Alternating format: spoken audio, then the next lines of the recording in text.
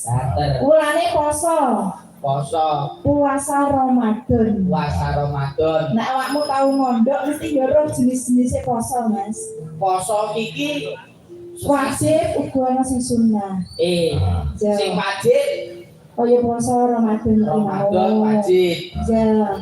Terus poso sunah ki yo klebu sing kaya Senin Kemis. Kemis. Poso Nabi Daud. Ya. Terus poso ngrowot. Sunah. Poso mutih. Wong Jawa iki. Iya no, iki wong Jawa. Poso ngrowot. Ya. Terus ijo-ijonan kuwi. Ijo-ijonan sing dimaem. Kuwi kaya to godhong bayem, godhong sawi, godhong pring, godhong pelem, koramil. Koramil kayak panganan dia dibridel tentara kowe. Lah kan ijo-ijonan ngono lho, Mas. Wong Jawa. Yo. Berarti sing putih-putihan, sing mutih yo sego, telo, terus uyah, terus tego. Uyah gak oleh mangan kok. Banyu putih. Iya, pocongan barang. Kape. Iya dilatono nduk ora tangi. Lah putih lho yo yo. Yo bangsa sing dipangan iki ben awet kuwi yo nduk. Aja lali sing polo gemandul. Oh. Iki sehat ya Mas polo gemandul. Ya kaya topeng. Apel. Ates. Kentongan barang kuwi. Nek doyan kowe iki ora normal bae. Semua ora tau bener. Aku karo kowe nek kene sowan ing tlatah Kota Madiun. Nggih, Kota Madiun. Sakjuke urip 35 tahun. Diundang wayangan ning Kota Madiun kamu aku kelahiran kene yo adik. Ya alhamdulillah Mas, pas Ramadan bisa. Pas Ramadan muga-muga berkah. Amin. Lancar sak lawase. Amin.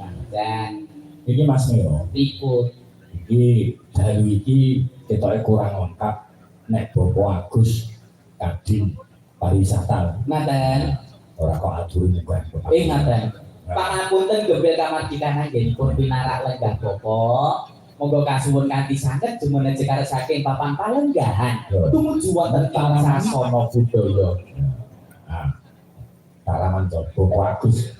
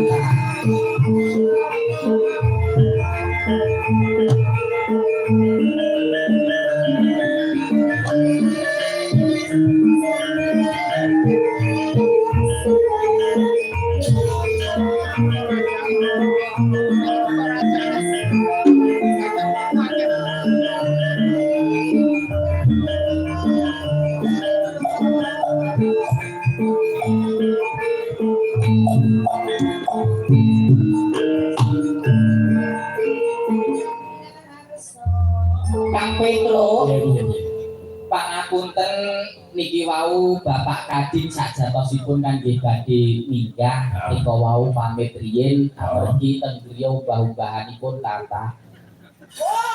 Oh ngono. Nitani bojone sayang Bapak lho. Bapak sapa? Bapak Kadin. Nitani bojone lho wong lanang iki yen gemati karo wong wedok. Lho wah Nyuwun sewu, kowe rada rene. Aku. Nek aku kan jelas nyoto gemati karo sliramu, kan diubah-ubah ya biasa, masak ya biasa. Nek Pak Kadin lho, campur iki urung tau. Sobo pawon urung karuan tau. Setahun tapi nyoro tempe. Alah, sampeyan nek tau sobo pawon nyuwun sewu Kang Petro. Ya. Abrakan pawon sakmono okehe sing mburi dhewe nganggo M apa? Nganggo M. Sapa ora? Alah, mesti ra iso iki. Ora tau nyewangi siwe. Enak kuwi aku iso kok wedok. Kowe apa? Apa? M. Magicom. Lagi yo Magicom 10 kowe rasa oke. 10. Iya. Sing dudune sarem. Sarem yo, sarem. Sarem ya, terus Roy wayang. Kuwi iki